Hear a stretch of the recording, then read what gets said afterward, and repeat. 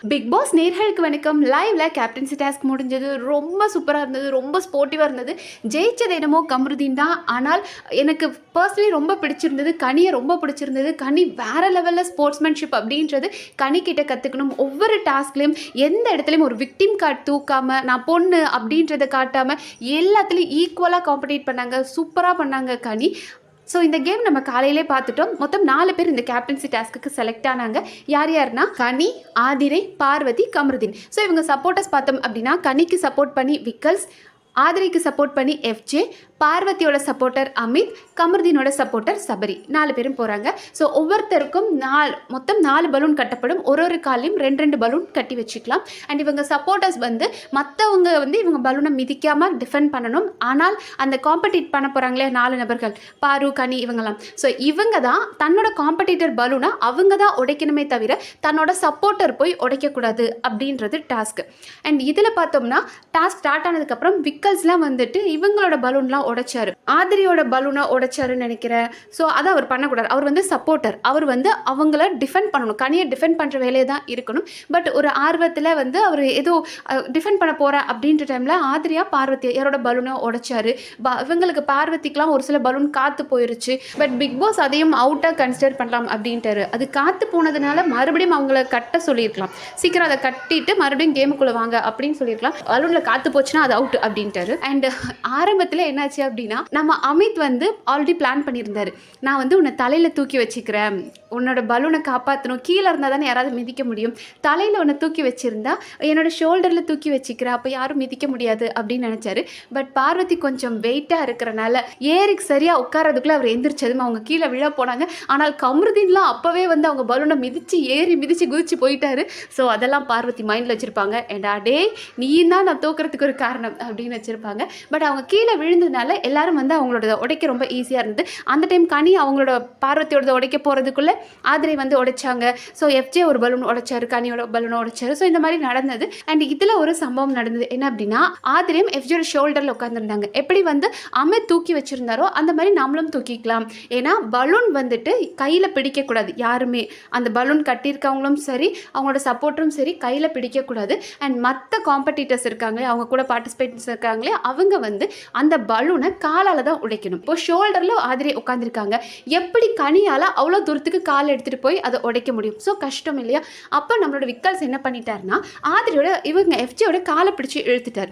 So காலை பிடிச்சி இழுத்தா ஆதிரி ஆட்டோமேட்டிக்காக கீழே வந்துடுவாங்க, கனி போய் உடைச்சிருவாங்க அப்படின்ற ஒரு மைண்ட் செட்டுக்கு வந்துட்டார். ஸோ எப்போதுமே நம்ம விக்கல்ஸ் கொஞ்சம் ஃபிசிக்கல் டாஸ்க்லாம் வந்துச்சுன்னா அவர் அப்படி தான் அக்ரெசிவாக விளையாடுவார். நம்ம இதுக்கு முன்னாடி டாஸ்க்லேயே மாஸ்க் டாஸ்கில் பார்த்துருக்கோம், இல்லை ஹேட் டாஸ்கில் பார்த்துருக்கோம். எல்லாரும் வேகமாக பிடிச்சி இழுத்து விடுறது, தள்ளுறது, இந்த வேலையெல்லாம் அவர் பண்ணுவார் தான்.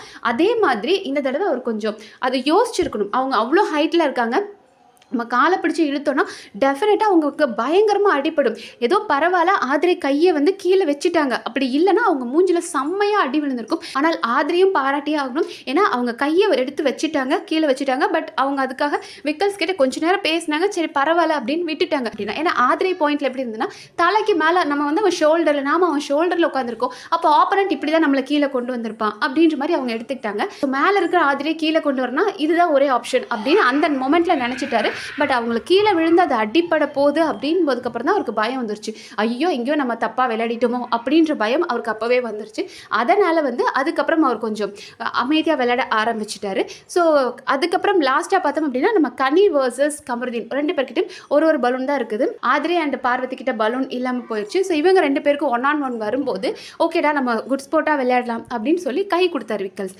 உடனே சபரி என்ன பண்ணிட்டார், கை கொடுக்குற மாதிரி அப்படியே பிடிச்சி வச்சுக்கிட்டாரு. விக்கல்ஸும் அதோட நின்றுட்டார். ஏன்னா விக்கல்ஸ்க்கு தெரியும் ஃபிசிக்கல் கேம் அப்படின்னு வந்தால் நம்மளை மீறி நமக்குள்ள ஒரு வெறி வந்துடுது, அதில் நம்ம எதாவது தப்பு பண்ணிடுவோம். ஸோ 1-on-1 விளையாடட்டும், கனி வர்சஸ் கமருதீன் அப்படின்னு போகட்டும்ன்ற மாதிரி இவர் விக்கல்ஸை சபரி பிடிச்சி வச்சுக்கிட்டார், லாக் பண்ணிட்டாரு. அவர் விக்கல்ஸும் அப்படியே விட்டுட்டார். அண்ட் இதில் பார்த்தோம்னா கனி வர்சஸ் கமருதீன் வருந்துச்சுல வேறு லெவலில் இருந்தது. ஒரு பொண்ணாக அதை எனக்கு பார்க்கும்போது பயங்கர இன்ஸ்பிரேஷனாக இருந்தது. ஏன்னா ஒரு பையன், அதுவும் நல்லா யங்கான ஃபிசிக்கலி ஸ்ட்ராங்கான ஒரு பையன், அவனுக்கு பாக்ஸிங் தெரியும். அந்த பாக்ஸிங்கில் அந்த லெக் மூமெண்ட்லாம் அவனுக்கு நல்லாவே தெரியும். அவர் கூட கம்பேர் பண்ணும்போது கனி ஒரு ஏஜ்டு விமன். பட் இருந்தாலும் அந்த பையன் கூட காம்படிட் பண்ணாங்க. பல நேரங்களில் அவரை அவர் இந்த நேரம் எடுத்துடலாம் அப்படின்னு சொல்லிட்டு அப்படி கை கொடுக்குற மாதிரி போயிட்டுலாம் நிறைய தடவை ட்ரை பண்ணார் பலூனை உடைக்கிறதுக்கு. பட் அவங்க எந்த இடத்துலையும் விடாமல் அவரை வந்து அவங்கள லைட்டாக அப்படி பிடிச்சி அவங்கள இடிக்க வரும்போதெல்லாம் வந்து அவங்கள தள்ளி விட்டுட்டு கமருதீனை தள்ளி விட்டு கரெக்டாக அவங்க எஸ்கேப் ஆகும்போதெல்லாம் பார்க்கும்போது சூப்பராக இருந்தது.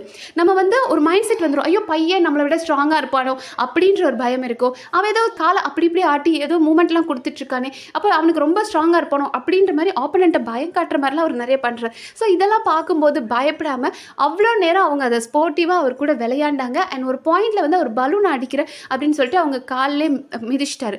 அப்பவும் சரி அவங்களுக்கு வலி இருக்குது. வலி இருந்தாலுமே ஓகே பரவாயில்ல, பார்வதி அங்கே வெளியே இருந்து கத்துறாங்க, கம்ரு கண்டினியூ பண்ணு, நீ விட்டுறாத, நீ மறுபடியும் அதே மாதிரி பண்ணு அப்படின்னு. ஏன்னா கமருதீன் கூட சாரி கேட்குறாரு, அக்கா சாரிக்கா அப்படின் போது பார்வதி வந்துட்டு அதெல்லாம் நீ என்ன பார்க்குற, கேமில் ஹியூமானிட்டியாக இருக்கக்கூடாது, ஹியூமானிட்டின்றது எனக்கு மட்டும்தான் மற்றவங்க பார்க்கணும், மற்றவங்க யாருக்கும் நாம பார்க்கக்கூடாது, நீ அட்ரா அப்படின்ட்டு இருந்தாங்க.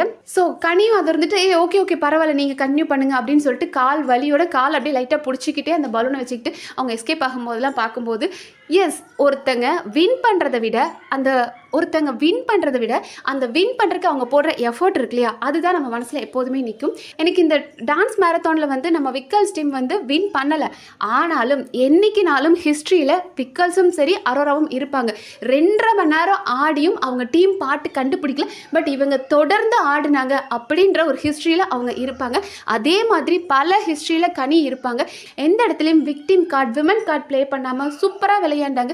இதுக்கு முன்னாடி எத்தனை டாஸ்கில் அடிபட்டாலும் தன்னோட கண்ணில் கூட ஒரு தடவை பால் பட்டிருக்கு, அப்பவும் சரி பரவாயில்ல ஸ்போர்ட்ஸ் தான் அப்படின்னு போயிருக்காங்க. ஒரு தடவை வினோத் பயங்கரமாக தள்ளி விட்டுருக்காரு, அப்பவும் சரி இட்ஸ் அ கேம் அப்படின்னு போயிருக்காங்க. இன்றைக்கும் சரி அவ்வளோ ஸ்போர்ட்டிவாக விளையாண்டாங்க. ஒரு பொண்ணாக நான் பார்க்கும்போது பயங்கர இன்ஸ்பிரேஷனாக என் கண்ணுக்கு கனி தெரிஞ்சாங்க. எந்த இடத்துலையும் அழுகிறதோ ஃபேக் ட்ராமாவோ இல்லாமல் சூப்பராக பண்ணாங்க. அண்ட் கமருதீனும் பாராட்டியே ஆகணும். கமருதீன் எந்த இடத்துலையும் அக்ரெசிவாக நடந்துக்கல. இதுவே அந்த இடத்துல எஃப்ஜே இருந்திருந்தார் அப்படின்னா அது யாராவது நான் இப்படி தாண்டா விளையாடுவேன் அப்படின்னு அவர் ஒரு மாதிரி அக்ரெசிவாக விளையாடுவார். பட் கமருதீனும் ரொம்ப கண்ட்ரோல்டாக அந்த பலூனை அடிக்கணும் அப்படின்ற மாதிரி தான் இருந்தாரே தவிர அவங்கள எந்தையும் ஹர்ட் பண்ணக்கூடாது, அவங்க நம்மளை விட வீக்கான ஒரு பர்சன் தான், பட் இருந்தாலும் நாம ப்ராப்பராக விளையாடணும் அப்படின்னு. ஸோ கமருதீனும் அந்த ரூல்ஸை ஃபாலோ பண்ணி நல்லா விளையாண்டாரு. விக்கல்ஸ்லாம் ஒரு பாயிண்ட்ல அப்படியே சபரிக்கிட்ட இருந்து வெளியே வர ட்ரை பண்ணாரு, பட் முடியல. அதாவது விக்கல்ஸ் நினைச்சார்னா சபரியை தள்ளி விட்டுட்டு அவரால் போக முடியும், ஆனால் சபரிக்கும் கையில் அடிபட்டிருக்கு அப்படின்னு அமைதியாக இருந்துட்டேன்றாரு. பட் என்னை பொறுத்த வரைக்கும் விக்கல்ஸ் ஆல்ரெடி நினைச்சிட்டாரு, ஆஹா நம்ம ஆல்ரெடி பெரிய பஞ்சாயத்தை இழுத்து வச்சிருக்கோம், ஆதிரியை தள்ளி விட்டதுக்கு இதுக்கே நம்மளை போட்டு கிளின்னு கிளிப்பாங்க, இன்னும் உள்ளே போய் கனிக்கு சப்போர்ட் பண்ணுறோம் அப்படின்ற பேரில் நாம் எந்த கெட்ட பேரும் வாங்கக்கூடாது, அப்படியே நம்மளை சபரி பிடிச்சி வச்சுக்கிட்டதும் நம்ம அப்படியே நின்றுடுவோம் அப்படின்ற மாதிரி நின்றுட்டாரு. பட் டாஸ்க் முடிச்சதுக்கு அப்புறமா ஸோ இவர் வின் பண்ணிட்டார், கமருதீன் வின் பண்ணிட்டாரு. ஆனால் அதுக்குள்ளே பார்வதி எல்லாம் என்ன பண்ணிட்டாங்க அப்படின்னா தலை ரூமில் போயிட்டு அப்படியே அந்த பெட்டெல்லாம் பார்த்துக்கிட்டாங்க, ஓகே கம்ஃபர்டபுளாக இருக்கா, ஏன்னா தலை ரூம் யாருமே இருக்க மாட்டாங்க, அவங்க மட்டும் தான் தனியாக இருப்பாங்க இல்லையா. ஐ மீன் தலை ரூம்லாம் போய் பார்த்துட்டு வந்துட்டாங்க, நல்லா கம்ஃபர்டபுளாக இருக்கா அப்படின்றதுக்காக செக் பண்ணிட்டு வந்துட்டாங்க, பெட்டு ரூம்லாம் எப்படி இருக்குது, அது ஆம்பியன்ஸ்லாம் சூப்பராக இருக்குது அப்படின்னு ஆல்ரெடி அவங்க டிசைட் பண்ணது தான். ரொம்ப 2 வாரத்துங்களுக்கு முன்னாடியே அவங்களுக்கு அந்த தலை ரூம் மேலே ஒரு ஆசை இருந்தது. அண்ட் இப்போ அந்த தலை ரூம் கிடச்சிருச்சு. காலையில் தான் உட்காந்து எங்கள் அம்மா பார்ப்பாங்க, எங்கள் ஆயா பார்ப்பாங்கன்னு, ஆனால் இப்போ கமருதீன் அங்கே தான் இருக்க போகிறார், நம்மளோட ரூம் அது அப்படின்ற மாதிரி அவங்க போய் பார்த்துட்டு வந்துட்டாங்க. அண்ட் கேம் முடிஞ்சதுக்கு அப்புறமா விக்கல்ஸ்க்கு புரிஞ்சிருச்சு இது பெரிய பஞ்சாயத்து ஆகும் அப்படின்னு. ஏன்னா எஃப்ஜேலாம் வச்சு கிளின்னு கிழிச்சாரு, வேணும்னு தான் எல்லாத்தையும் பண்ணிட்டு சும்மா சாரி சொல்லிட்டு நடிப்பேன் அப்படின்னு. அண்ட் இவரும் மக்கள் என்னை போட்டு விக்கல்ஸும் மக்கள் என்னை போட்டு கிளின்னு கிழிப்பாங்க, சோஷியல் மீடியாவில் என்ன கிழிப்பாங்க, நான் பண்ணது தப்பு தான், ஹீட் ஆஃப் த மொமெண்ட்டில் நான் பண்ணது தப்பு தான், சாரி நான் வேணா காலிலே விழுகட்டுமா அப்படின்ற மாதிரி மனுஷன் சரணடைஞ்சிட்டாரு. எந்த ஒரு ஹீட் ஆஃப் த மொமெண்ட்லேயும் ஒரு கண்ட்ரோல்டு டிசிஷன் நம்மளோட விக்கல்ஸ் எடுக்கிற ஒரு பர்சன் தான். ஸோ அவரோட தப்பை அவரை ரியலைஸ் பண்ணிட்டேன் அப்படின்ற மாதிரி சொல்லும்போது அவரை யார் அதுக்கு மேலே திட்ட முடியும். ஸோ அதுலேயும் ஒரு பாயிண்டில் சரி பரவாயில்ல விக்கல்ஸ் விடுங்க அப்படின்ட்டாங்க. ஆனால் தலைக்கு மேலே ஆனால் யோசிச்சு பாருங்கள், அந்த பலூனை நம்ம உடைக்கணும் அப்படின்னா ஆப்பனண்ட் வந்து அவங்க காலால் தான் அதை உடைக்க முடியும். ஆனால் இந்த பர்சன் இவ்வளோ ஹைட்டில் இருக்காங்க. ஸோ நீங்கள் வேறு எது பண்ணாலுமே இப்போ ஒரு ஃபன்னாக நீங்கள் எடுத்துக்கிறீங்க, எஃப்ஜேவை போய் நீங்கள் கிச்சு பண்ணி அவரை ஆதிரியை கீழே வர எடுத்துகிட்டு வர நினச்சாலுமே விழுக வாய்ப்பு இருக்குது. ஸோ இந்த தலைக்கு மேலே தூக்கி வச்சதே தப்பு, அது முதல்ல பிக் பாஸ் ஸ்டாப் பண்ணியிருக்கணும். அப்படி வச்சிங்கன்னா எப்படி ஆப்பனண்ட் வந்து உங்களை அடிக்க முடியும்னு சொல்லி அதை பிக் பாஸ் ஸ்டாப் பண்ணியிருக்கணும். ஏன்னா நீங்கள் வேறு எந்த விதத்தில் காலை பிடிச்சி இழுத்தாலும் அவங்க கீழே விழுவாங்க, நீங்கள் அவங்கள ஃபன்னாக பண்ணுறேன்னு சொல்லி கிச்சு பண்ணி கீழே தள்ளி விட்டணும்னு நினச்சாலுமே அவங்க கீழே விழுக வாய்ப்பு இருக்குது. ஸோ பட் எனிவேஸ் கமருதீனுக்கு ஒரு பெரிய வாழ்த்துக்கள், அவர் கேப்டன் ஆகிட்டார். அண்ட் அவரும் வந்து ரொம்ப அழகாக ஹேண்டில் பண்ணார் கனி திருவா, சூப்பர். அண்ட் கனி வேறு லெவலில் ஒரு விமனுக்கு இன்ஸ்பிரேஷனாக நான் அந்த இடத்துல பார்த்தேன். எங்கேயுமே ஒரு ட்ராமா பண்ணாமல் அவங்க ஒரு ஸ்போர்ட்டிவாக எடுத்து விளையாடுறாங்க இல்லையா, அதுக்கே ஒரு பெரிய பாராட்டுக்கள் கொடுக்கணும். ஸோ பாப்பா மீண்டும் வேறு இன்ட்ரெஸ்டிங்காக நடக்க நம்ம அடுத்த வீடியோவில் பார்க்கலாம். நன்றி.